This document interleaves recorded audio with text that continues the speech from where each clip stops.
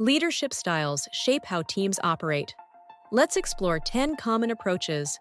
Autocratic leadership ensures fast decision-making, but can limit team input. Democratic leadership encourages team input, but can slow the decision-making process. Transformational leadership inspires innovation, but can sometimes lead to burnout. Transactional leadership provides clear rewards for performance, but may stifle creativity.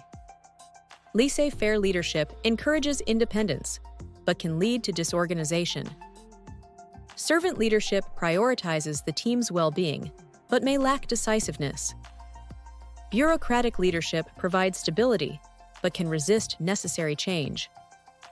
Charismatic leadership motivates teams, but can create dependency on the leader.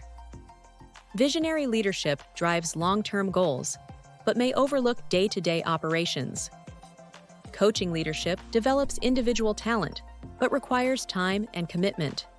Which leadership style is right for you?